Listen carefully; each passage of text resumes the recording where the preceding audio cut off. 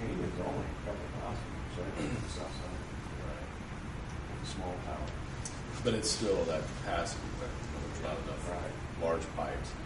We had done a study for pipe terminal with the city engineer in Madison a few years ago, looking at running some water lines all the way up into Jones County from Madison.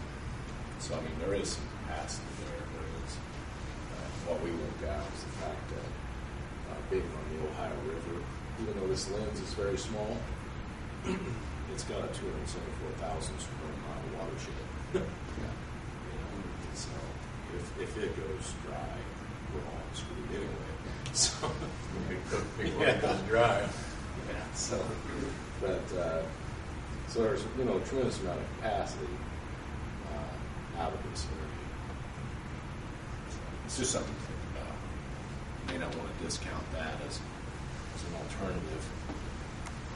And that may be a better solution for the southern part of our Furnace Works district. Now we've got Anderson as well. Because I think they got Ohio County like they do this. There's always I think they do too. I don't know exactly what it's at.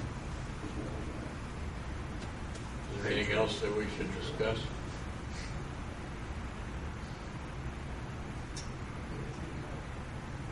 Should we get supporting letters from all the water producers to send them about?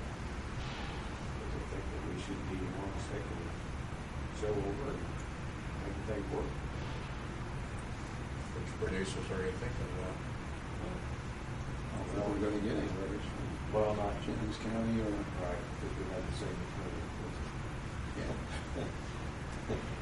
But you got everybody else. I mean, we got Batesville to help supply, Greensburg, and Decatur County Rural. just basically from the standpoint of indicating that those entities that I think we represent may be interested in supporting the organization for the purpose of regional benefit, I guess.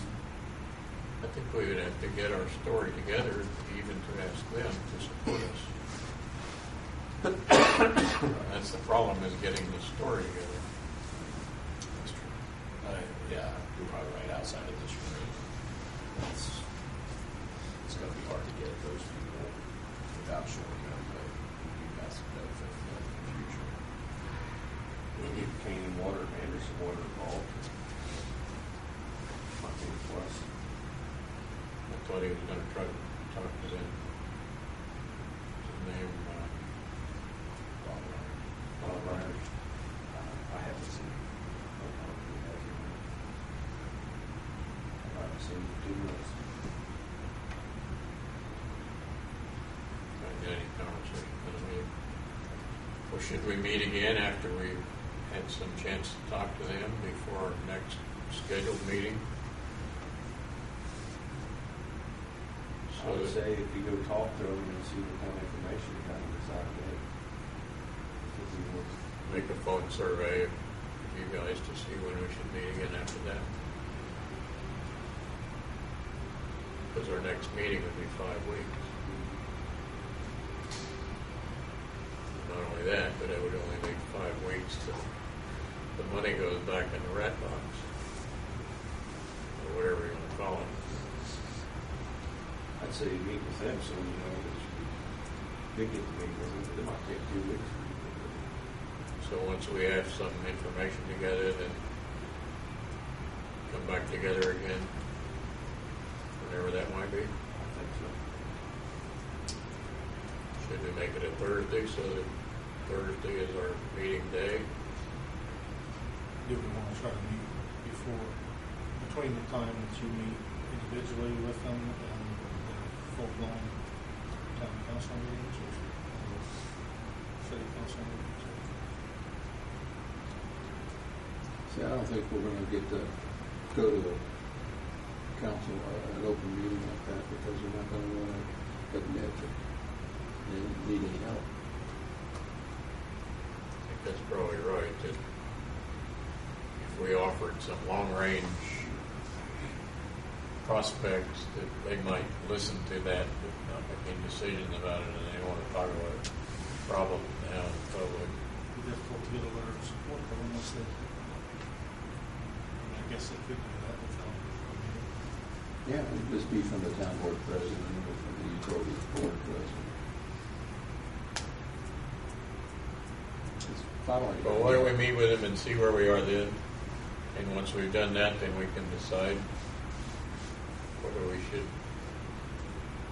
meet again soon or wait until maybe they would want us to go to their council. We can ask them that. In North Burns' case, it's not a council.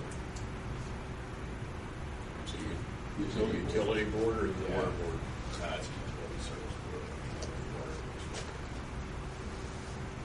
So they don't have the same level of interest maybe as the town council would. So they wouldn't be on the hook in the same way. Well, once we get those letters together, Dave, wouldn't we then want to go to Jim McGough with some kind of a recommendation, a funding recommendation? I mean, we've already got the paperwork here, and obviously they've done nothing with it, so we just resubmit that. But with letters of support from these different entities. I think we need to get the information first and then decide whether we need to make some formal new recommendation to Jim, or if we go up there and jawbone with Jim to say what is our best approach, both with your own board and with the budget committee. Well, he would know what's going to fly and what's not. He may already know it's not going to fly, period, and that might be good to know too. So before we spend a great deal of time making up new recommendations that might not work anyway, it would seem good to go just have an informal conversation, or not conversation, discussion. Hopefully we could include his boss, Jennifer Albee, I think it is, Albee, in that discussion. Because if she's not on board, it doesn't matter what Jim thinks. It's not going to go anywhere. And after this She's been legislative part of the session, they holdup may all have, along. after this legislative session, they may be totally different priorities coming out of that. I wouldn't be surprised at that either. There may be an opportunity to